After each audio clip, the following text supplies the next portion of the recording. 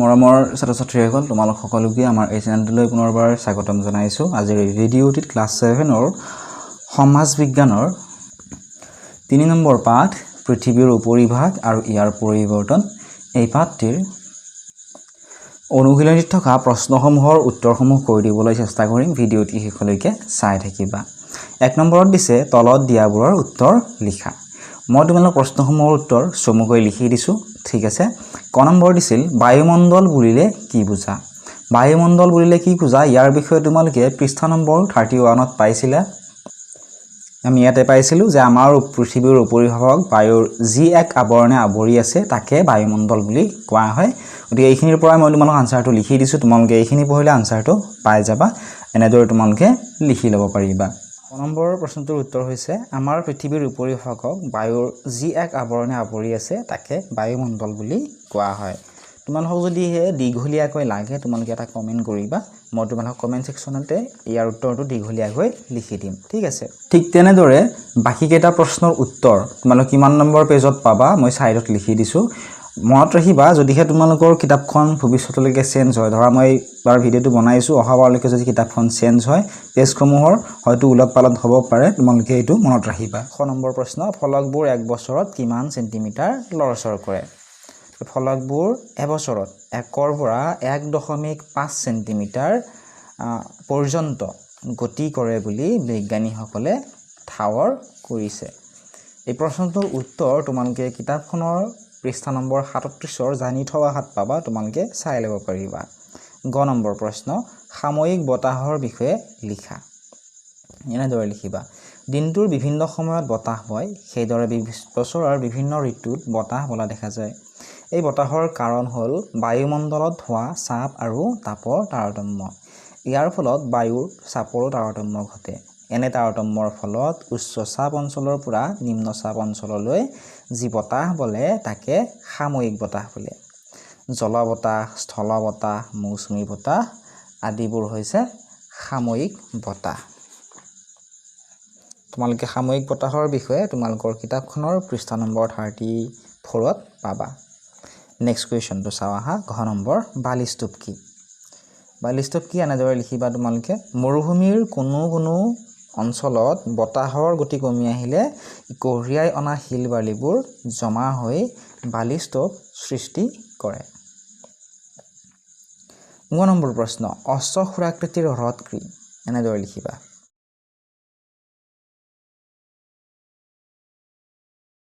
দুই নম্বৰত দিছিল শুদ্ধ উত্তৰটোত শুদ্ধ চিন দিয়া। 1 নম্বৰত দিছিল তলৰ কোনবিধ গেছে আমাক সূৰ্যৰ অনিষ্টকাৰী ৰশ্মিৰ পৰা ৰক্ষা কৰে?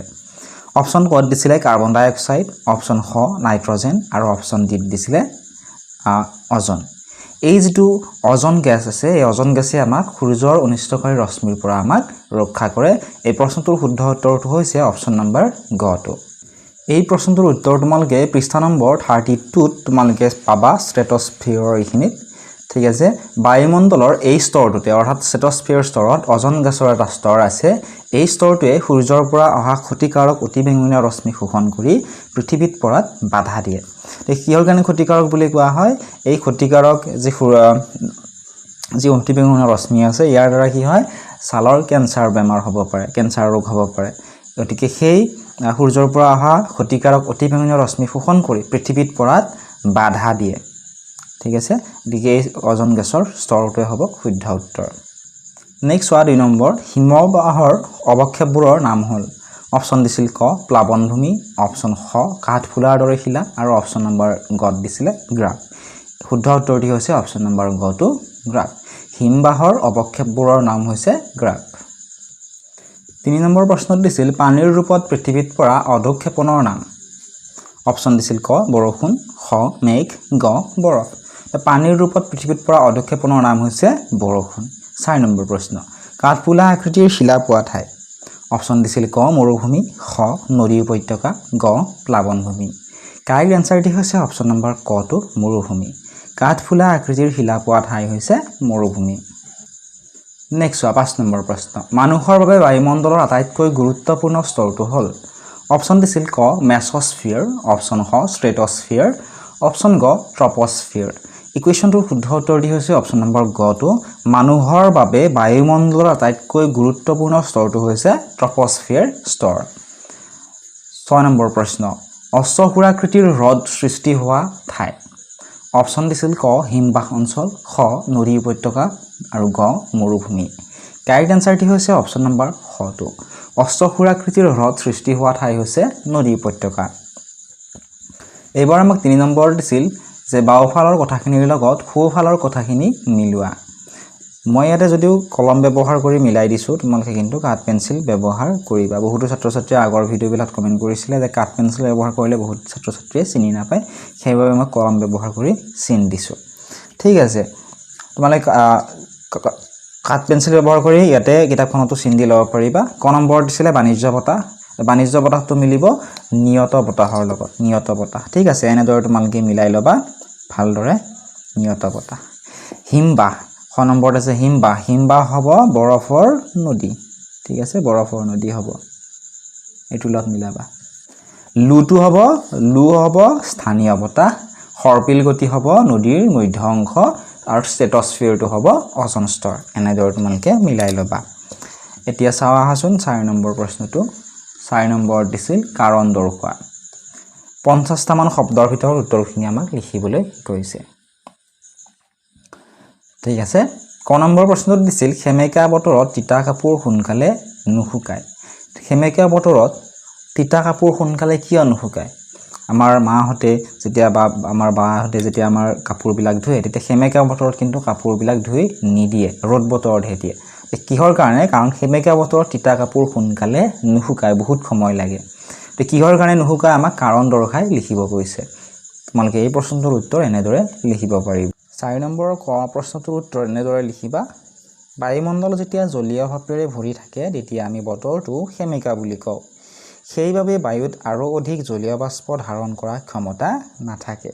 সেইকাৰণে সেমেকা বতৰত তিতা কাপোৰ সোনকালে নুশুকায় আৰু আমাৰ মাহঁতে সেইকাৰণে সেমেকা বতৰত কাপোৰ ধুই নিদিয়ে। খ নম্বৰ প্লাৱন ভূমিবোৰ বৰ খাৰুৱা, কাৰণ দৰ্শাব দিছে। এনেদৰে লিখিবা। বাৰিষা কালত অত্যাধিক পৰিমাণে বৰষুণ হয়, ফলত বানপানীৰ সৃষ্টি হয়। বানপানীৰ সময়ত নদী দুয়োপাৰে বুৰাই পেলায়। নদীয়ে কঢ়িয়াই অনা বালি বোকাৰ গেটবোৰ দুয়োপাৰে জমা হয়। নদীয়ে সৃষ্টি কৰা এনে পলসুৱা ভূমিক প্লাৱন ভূমি বোলা হয়। ক নম্বৰ প্ৰশ্ন মৰুভূমিত থকা কিছুমান শিলা কাঠফুলা আকৃতিৰ। এনেদৰে লিখিবা। ভূপৃষ্ঠৰ শুকান মৰুভূমি অঞ্চলত বিচূৰ্ণী ভৱনৰ দ্বাৰা শিলবোৰ চূৰ্ণ বিচূৰ্ণ হৈ পৰি থাকে। বতাহে এই পদাৰ্থবোৰ এঠাইৰ পৰা আন ঠাইলৈ উৰুৱাই বা বহন কৰি নিয়ে আৰু এঠাইত জমা কৰে। বতাহে অতি পাতল ধূলিকণাবোৰ বহু দূৰলৈ উৰুৱাই নিব পাৰে, কিন্তু বালিকণা বা সেই আকাৰৰ পদাৰ্থবোৰ বেছি দূৰলৈ উৰুৱাই নিব নোৱাৰে। এটা নিৰ্দিষ্ট উচ্চতাত বতাহে উৰুৱাই নিয়া বালিৰ কণিকাবোৰৰ খনন ক্ষমতা বেছি।